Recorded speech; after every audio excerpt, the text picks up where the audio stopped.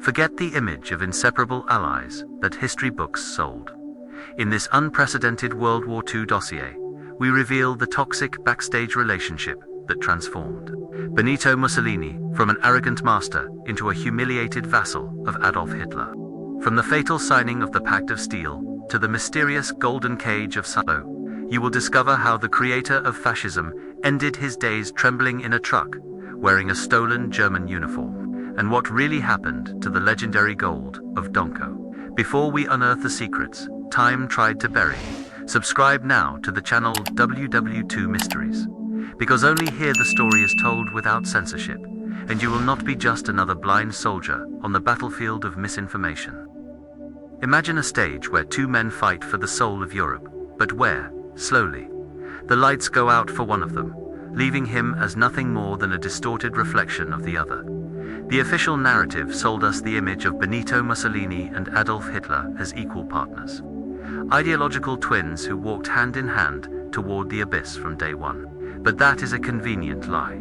The truth, hidden in dusty diaries and forgotten diplomatic reports, is far more pathetic and disturbing. Before the bloodshed, before the battles, and before the ruin, there was a brutal psychological game where one man's vanity became his own cage. To understand how Italian fascism was devoured by German Nazism, we need to return not to the battlefields, but to a rainy and strange day in Venice, where everything began with a look of absolute contempt. Mussolini's tragedy was not only political, it was the slow dissolution of his personality before a force he believed he could control, but which ended up possessing him entirely. It was June 1934. The setting was historic Venice, chosen specifically to intimidate. Mussolini, the Duce, the man who saw himself as the reincarnation of the Caesars, waited for his guest. When the plane landed, the contrast could not have been more striking. Mussolini was impeccable, surrounded by an aura of military invincibility, ceremonial uniforms, and a theatrical posture rehearsed for years. From the plane stepped a pale man wearing a wrinkled gabardine overcoat, ordinary shoes, and holding a crushed felt hat. To the eyes of the Italian fascist elite, Adolf Hitler looked, as they cruelly whispered in the corridors, like a plumber dressed for a funeral. In that moment, Mussolini did not see an ally. He saw a fan. He saw a cheap, hysterical copy of himself.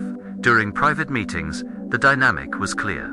Mussolini spoke fluent German, while Hitler stuttered nervously. The Duce even confided to his aides that the man was a gesticulating buffoon, a northern barbarian with racial theories he considered at the time to be biological nonsense. Mussolini despised the early Nazi anti-Semitism, calling it a thing for blonde and stupid people. He felt like the teacher before a mediocre student. But arrogance, as history tirelessly reminds us, is the prelude to downfall. What Mussolini failed to understand that day in Venice, while mocking Hitler's appearance, was that this plumber possessed a will to power that would make Italy's cardboard Roman Empire tremble. Fate, with its cruel irony, began to turn the tables, not in Berlin, but in Africa. When Mussolini, intoxicated by anachronistic imperial dreams, decided to invade Ethiopia, then Abyssinia, in 1935, he expected complacency from the democratic powers. What he received was isolation. Britain and France imposed economic sanctions. Fascist Italy, proud of its self-sufficiency, suddenly found itself alone on the global stage, ostracized and lacking resources. It was in this moment of vulnerability that the trap shut. The only European leader who did not turn his back on Rome, who sent coal and steel, and who applauded the Italian aggression, was the man in the wrinkled overcoat. Hitler saw the perfect opportunity. He did not need to conquer Italy with tanks. He could conquer it by feeding the wounded ego of its leader. Mussolini's gratitude was the first link in the chain that would bind him. He began to see Germany not as a nation of barbarians, but as the only mirror where his image was still reflected with grandeur.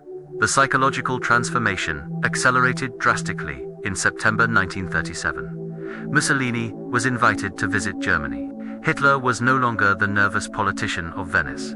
He had transformed Germany into a gleaming, terrifying war machine. The reception prepared for the Duce was a masterpiece of psychological manipulation.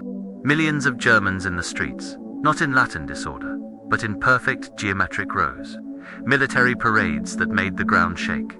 arms factories operating with deadly silence and surgical efficiency. Mussolini, who always struggled against the chaotic nature of the Italian people, was mesmerized. He saw in Nazi Germany the realization of what he dreamed for Italy, but never managed to achieve. Behind the scenes, witnesses described Mussolini as wide-eyed, almost childlike, before the Reich's industrial might. In a special train traveling beside Hitler, the Duce seemed to shrink physically. The master of 1934 had vanished. He returned to Rome not as a conqueror, but as a deeply insecure man, convinced that Italy was too soft, too bourgeois, and needed to be hardened by iron and fire to resemble the German model. It was this toxic envy that produced one of the most shameful and incomprehensible decisions in Italian history. Until 1938, there was no institutionalized racial hatred in fascist Italy. Many of the first financiers and supporters of fascism were Italian, Jewish patriotic, and integrated. But Mussolini, now obsessed with emulating the hardness of his new idol, decided the Italians needed to hate in order to become strong. Without any direct pressure from Berliner, fact many historians try to soften, but which is undeniable proof of his voluntary submission, Mussolini commissioned the Manifesto of Race. He imported hatred as one imports cutting-edge technology. The introduction of racial laws in Italy was not a political necessity, but a ritual sacrifice to please the new master. He wanted to prove to Hitler that Italy could also be ruthless. In the halls of Palazzo Venezia, the Duce began criticizing mass consumption, comfortable living, and even the habit of shaking hands, which he tried to replace with the mandatory Roman salute. He introduced the ludicrous Roman step in military marche clumsy, caricatured copy of the Prussian goose step which Italian soldiers despised and performed poorly, stumbling over their own boots. The tragedy of this period, between 1934 and 1938, is the grotesque metamorphosis. Mussolini was not coerced into becoming Hitler's lackey during these early years. He volunteered for the role. He traded his country's autonomy for the illusion of belonging to a new order where he would be second in command. But in Hitler's cold and calculating mind, there was never room for a second-in-command for useful vassals. While Mussolini preached about the rebirth of the Roman Empire, Hitler was already drawing maps where Italy was nothing but a vulnerable flank to be protected or exploited. The Duce, blinded by Nazi choreography, did not realize that by adopting Hitler's gestures, laws, and enemies, he was erasing the identity of Italian fascism and turning his nation into a disposable satellite. Submission did not begin with guns pointed at his head, but with the vanity of a man who preferred to be second in the room of power rather than first in his own home. And when the true storm rose on the horizon, Mussolini had already surrendered the keys to his fate. He believed he was playing a high-level geopolitical game of chess, but he soon discovered that, on that board, he was not a player. He was merely another piece, ready to be sacrificed at the first wrong move. If the first act of this tragedy was marked by seduction and vanity, the second act is defined by a colossal lie, and the deafening silence of one who realizes too late that he has sold his soul. Spring 1939 in Berlin seemed to promise an era of eternal glory for totalitarian regimes. But in the corridors of the Reich Chancellery, the ink of the pen that would sign Europe's fate carried slow poison. It was on May 22nd that Galasso Ciano, Mussolini's son-in-law and foreign minister, signed the infamous Pact of Steel. The name was imposing, suggesting unbreakable strength, but the reality was that Italy had just chained itself to a runaway train. The most perverse detail, one rarely mentioned in schoolbooks, was a promise made eye to eye. Joachim von Ribbentrop, Hitler's minister, and the Führer himself assured Mussolini that Germany would not start any large-scale war before 1943. Mussolini desperately needed that time. His generals had shown him alarming secret reports. The Italian Air Force was made of obsolete biplanes. The artillery was leftover scrap from World War I, and fuel reserves would not last 3 months in real combat. Mussolini signed the pact trusting Hitler's word of honor. It was the miscalculation that cost him everything. The betrayal did not take years, not even months. It took weeks. By August, rumors reached Rome that Germany was mobilizing divisions to the Polish border. Mussolini, in panic, sent frantic telegrams to Berlin begging for confirmation, but received only silence or evasive answers. When the Wehrmacht crossed the Polish border on September 1, 1939, Mussolini was not informed as an ally. He found out through the radio like any ordinary citizen. The humiliation was absolute. The Pact of Steel required Italy to immediately enter the conflict, but Mussolini knew that doing so would be national suicide. He then staged one of the most pathetic and revealing episodes in world diplomacy, known as the molybdenum list, to justify his non-entry into the war without formally breaking the alliance. Mussolini sent Hitler a list of raw materials Italy would supposedly need to fight. The list was so absurd, so exaggerated, that it included quantities of molybdenum and tungsten greater than the entire world's annual production. It was a cry for help disguised as bureaucracy, a blatant bluff saying, "I cannot fight, Hitler," with the coldness of someone who no longer needed anyone's respect. Simply replied asking Mussolini to maintain a friendly. The Duce, the supposed Caesar of the 20th century, was demoted to a spectator, watching from the windows of Palazzo Venezia as his student conquered all of Europe in weeks.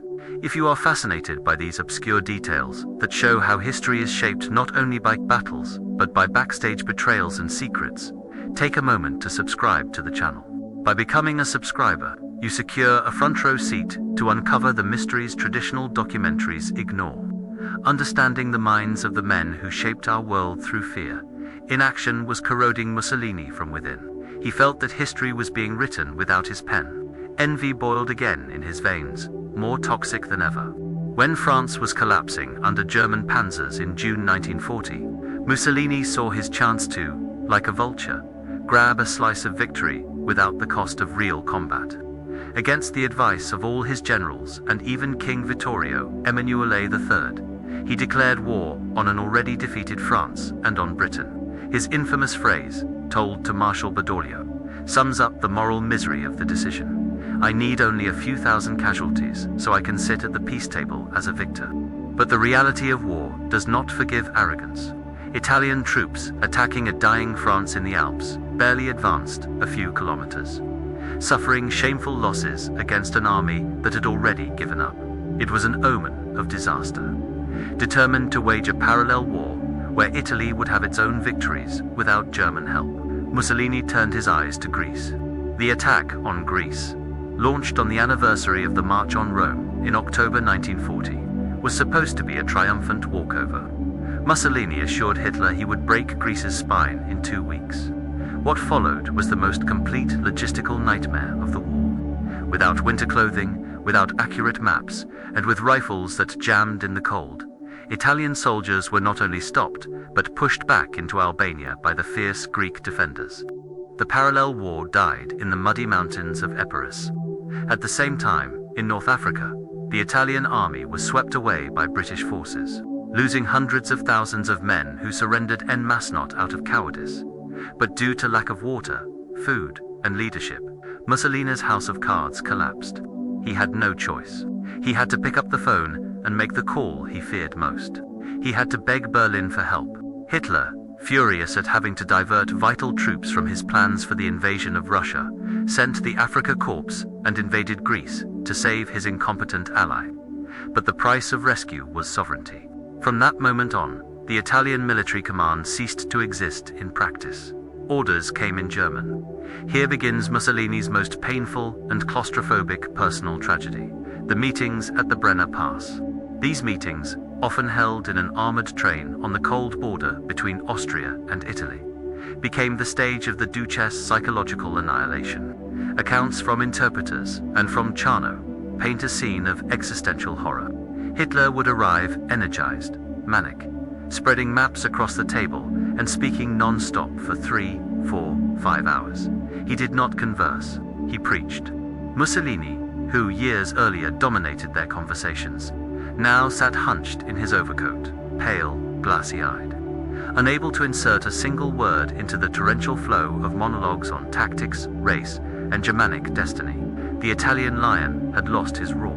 Chano wrote in his diary that Mussolini would leave these meetings physically ill, with terrible stomach pains and deep depression. He knew, in that freezing train car, that he was no longer a head of state. He was a vassal, a regional manager of an empire that belonged to someone else. The humiliation was so palpable that even German generals looked at Mussolini with a mix of pity and disdain. The man who dreamed of restoring Rome's glory was now just an obstacle, tolerated only because his fall could expose Germany's southern flank. Mussolini's silence at the Brenner Pass was not merely submission. It was tacit acceptance that his parallel war had become a forced march toward the abyss. Guided by the hand of a madman, he had ironically taught how to rule. If the parallel war was the act of hubris and arrogance, the summer of 1943 marked the beginning of Mussolini's personal Calvaria period, where reality finally smashed through the doors of Palazzo Vanity. Rome boiled under suffocating July heat, but the sweat on the foreheads of fascist hierarchs was not only climatic, it was the cold sweat of fear. The Allies had landed in Sicily, and Italian cities were being pulverized by daily bombings. The illusion of invincibility had dissolved among rubble and sirens. It was in this apocalyptic setting that one of the most dramatic and Shakespearean events of the 20th century took place. The night when the Caesar was betrayed by his own apostles. On the night of July 24th, the Grand Council of Fascism met.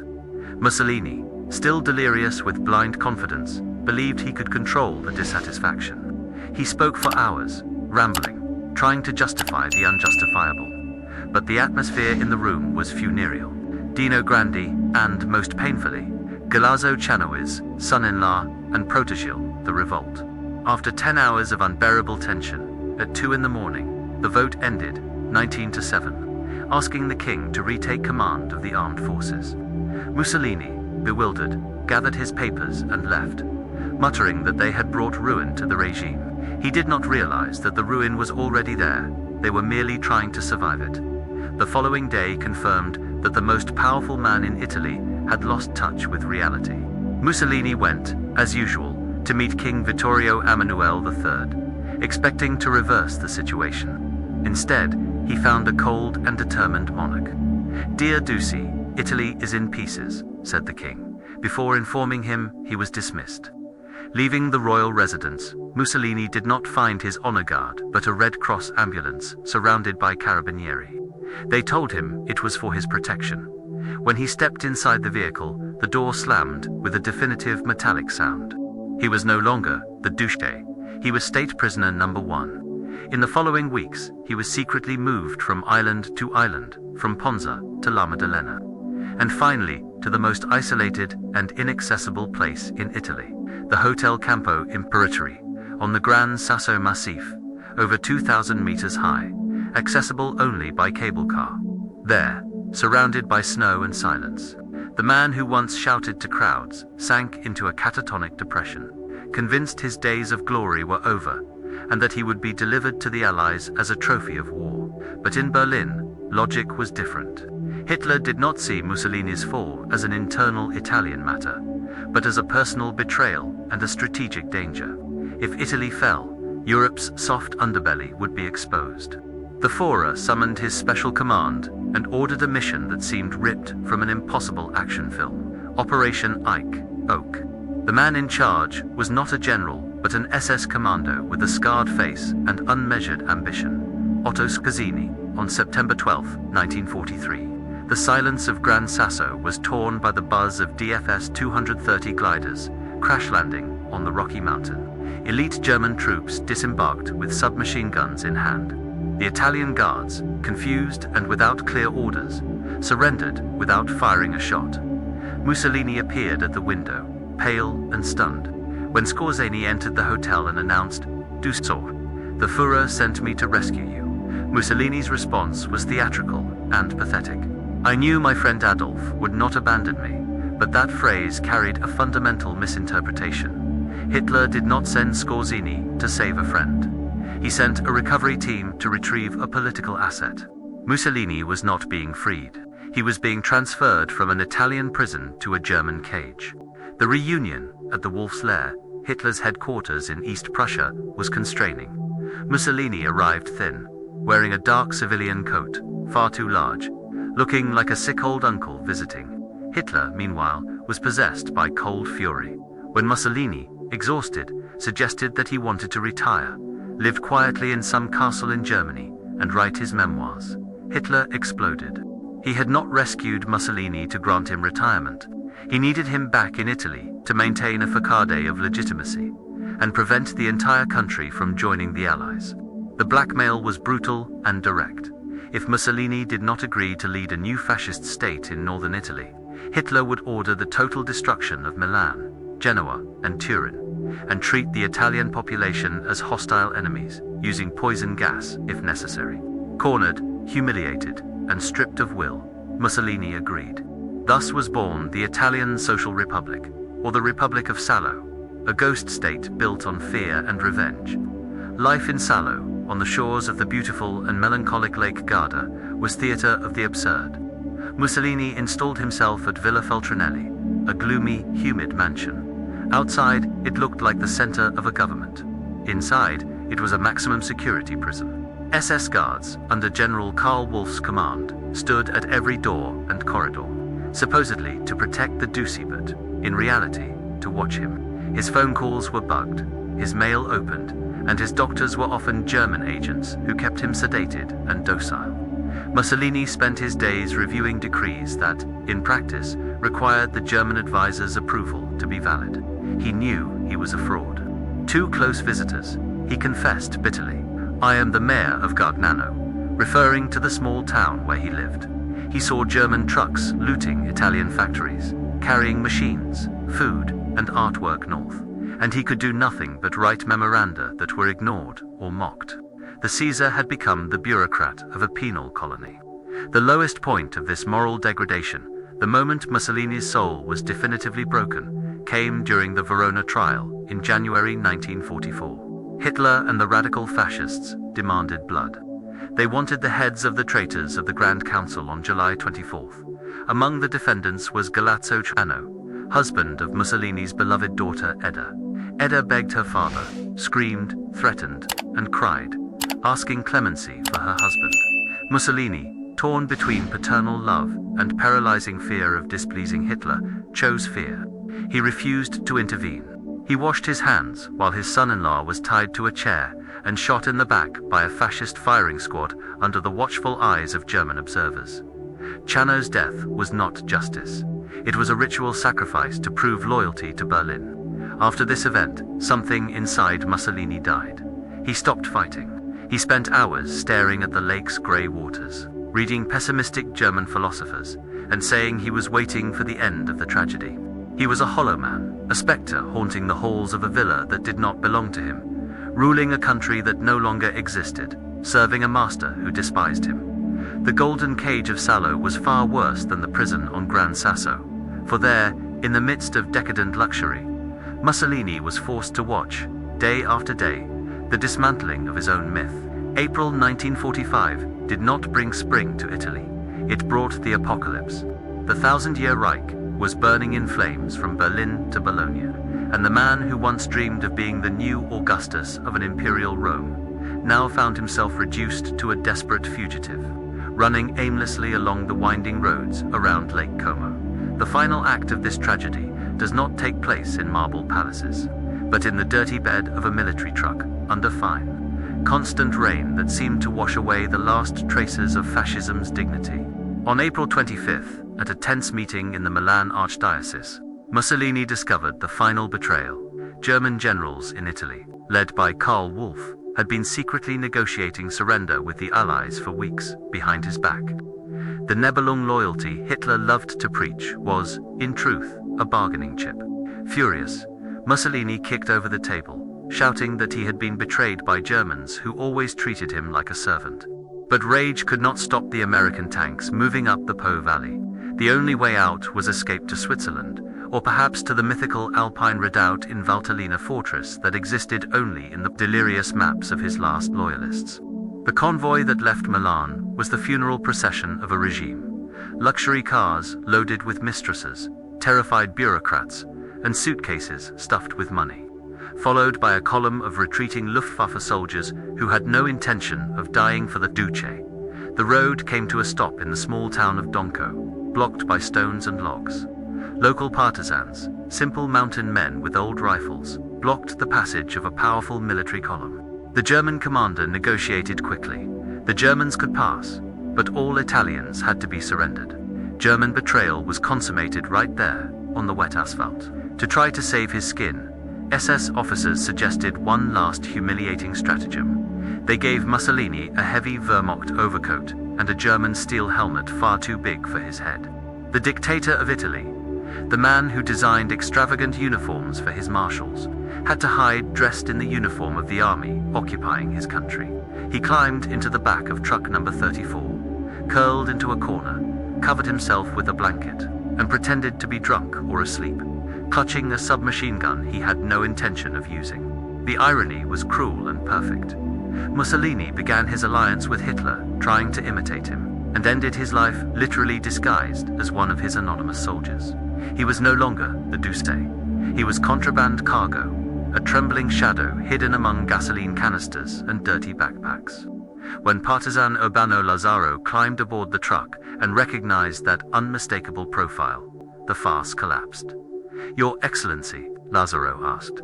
The pathetic figure only looked up with the empty eyes of one who had already accepted the end. But Mussolini's capture opened the Pandora's box of one of the greatest unsolved mysteries of the post-war era. The legendary gold of Dongo. The fascist convoy carried not only people, it carried the regime's final fortune. Leather suitcases containing millions in Swiss francs, British pounds, dollars, and pesetas, as well as 33 kilos of pure gold bars wedding rings donated by Italian women to the fatherland years earlier, and royal jewels. There were also secret funds reserved for creating a fascist resistance network after the war. When the partisans stopped the column and confiscated the goods, a mountain of wealth formed in the town hall square. Yet, in the following days and years, most of that treasure simply vanished. Ledgers were forged, silences purchased, and witnesses mysteriously disappeared in the lake's deep waters. To this day, historians and treasure hunters debate the fate of this fortune. Did it finance the Italian Communist Party in the decades that followed? Was it stolen by local adventurers? The gold of Donko remains a ghost, a final curse left by the regime's collapse. Even more intriguing and dangerous than the gold was the content of a brown leather folder Mussolini clung to desperately, shouting to his captors, "Be careful with this. Here lies Italy's salvation." He claimed to carry explosive documents, the so-called Churchill correspondence, Cartigio Churchill, a supposed secret exchange between him and British Prime Minister Winston Churchill.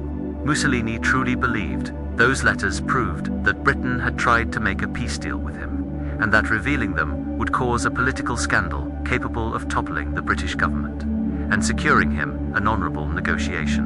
Where are those letters? Were they burned? Were they captured by British intelligence, which, according to theories, was operating undercover in the region? The disappearance of these papers is the true black hole at the end of the war in Italy, a secret Mussolini took with him to the grave. If you believe these hidden stories and mysteries that challenge the official narrative deserve to be debated and known by more people, share this video now. Send it to that friend who loves history, or post it in your study group. By sharing it, you help us continue digging truth out of the rubble of the past. The final outcome took place on the afternoon of April 28th, in front of the gate of Villa Belmonte, in Giulino di Mezzo. Walter Ordesio, Colonel Valerio, a communist partisan sent from Milan with strict orders to execute the summary sentence, found a Mussolini, who was no longer a man, but a spectre. There were no heroic last words, only confused mumbling from someone standing before the abyss. The bursts of the MAS-38 submachine gun not only ended the lives of Benito Mussolini and his lover, Clara Petacci, who insisted on remaining by his side until the end. They closed 2 decades of a collective illusion, but the horror did not end there. The body of the man who wanted to be Caesar was taken to Milan and thrown onto Piazza Loreto, the same place where partisans had been executed months earlier. What followed was an explosion of medieval fury. The same crowd that cheered him frantically years before now spat on, kicked and desecrated his corpse, hanging it upside down from a gas station beam. It was the brutal catharsis of a people who needed to physically destroy the idol they once adored to rid themselves of the guilt of their own complicity. The image of Mussolini hanging, swaying in the wind, is the definitive portrait of the failure of submission. He believed that by allying with Hitler's dark power, he would secure his place in history as a giant. Instead, the shadow of Hitler consumed him completely. Nazism was not fascism's ally. It was its gravedigger. Hitler dragged Mussolini into wars he could not win, forced him to adopt hatreds that were not his, and finally abandoned him when his usefulness expired. The lesson that remains, written in blood and lost gold on the shores of Lake Como, is that there is no partnership with absolute tyranny, only servitude. Mussolini died, not as the founder of an empire, but as a prisoner of his own vanity, wearing another army's uniform, trying to flee the consequences of having sold his nation's soul. May the story of this man serve not only as a record of the past, but as an eternal warning beacon. Sovereignty and dignity, once traded for borrowed power, can never be recovered.